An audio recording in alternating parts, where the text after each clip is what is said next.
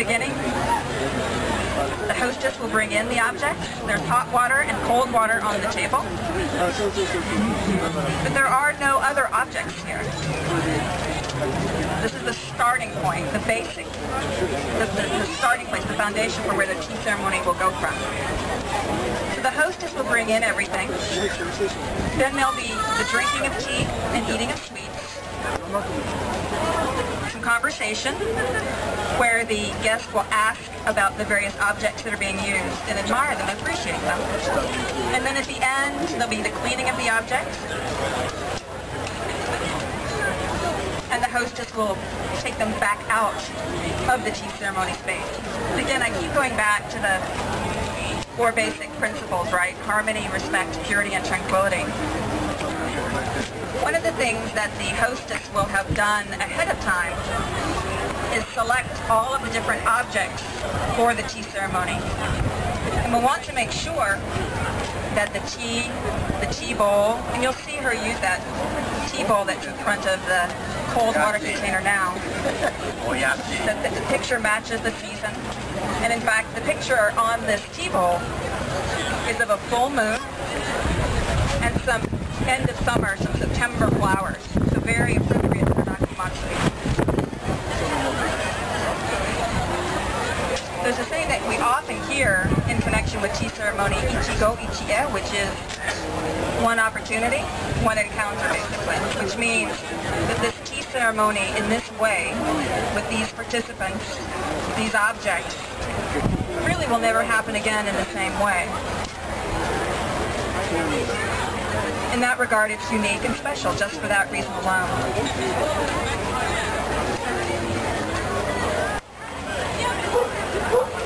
Now, as I said, there's a beginning, a middle, and an end. At the beginning, the hostess takes out a piece of fabric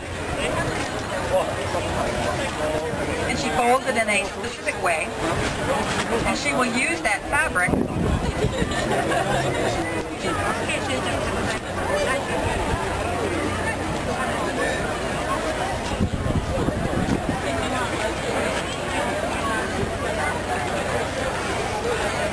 container and to wipe off the teaspoon. They're clean, but it's a way of showing respect as well as an opportunity to purify the objects for the event.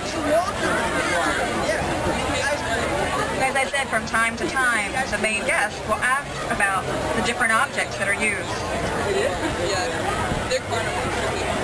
Just a moment ago, she asked about the scroll and about the flowers.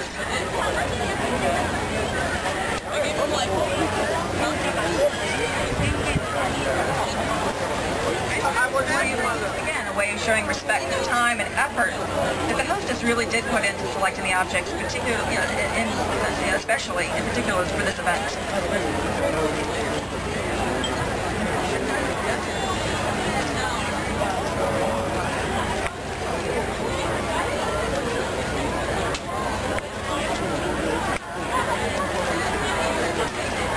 You'll notice also that in a tea ceremony, there's not a lot of conversation between the hostess, the guest, and the assistant. It's meant to be a very tranquil, calming experience.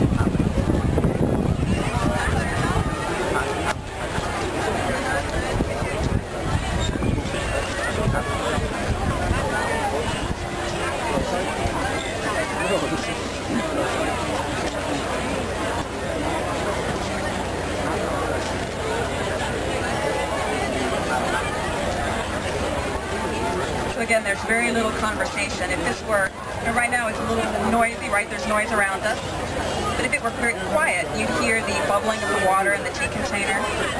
You'd hear the birds, you'd hear crickets chirping, maybe. You'd hear water bubbling outside, maybe a stream. So it's meant to be a very tranquil, calming, meditative experience that they all participate in. The sounds of the water bubbling in the kamakuro, the hot water container, is called matsukaze, which means wind through the pine trees. I always like that expression.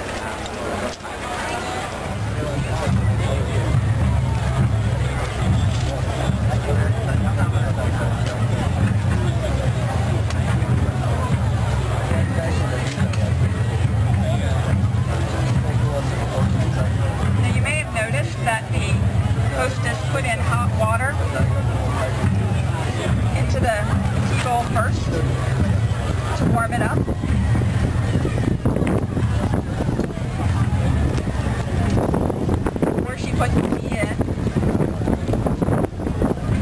And because this is a casual style, each individual person has a bowl of tea.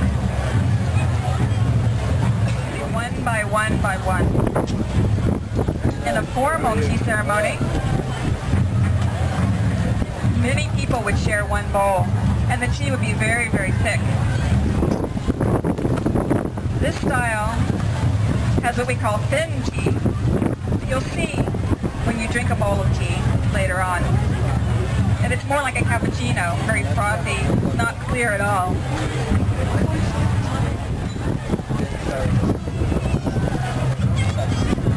And what the hostess is doing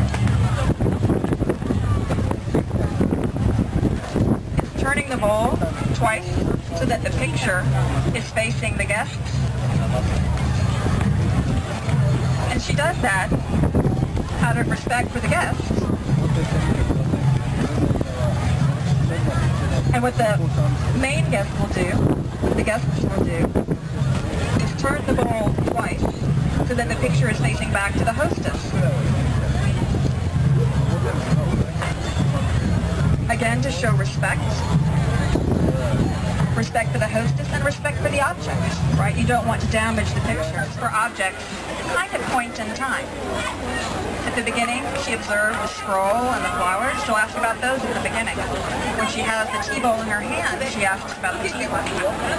When the hostess uses water or at the table at the beginning, she asks about those objects.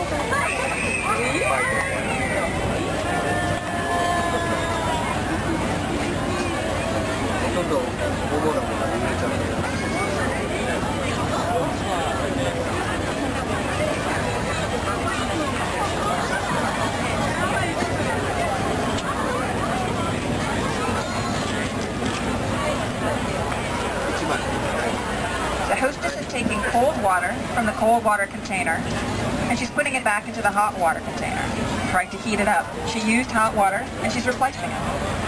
At the end, she's basically getting the room ready for the next event.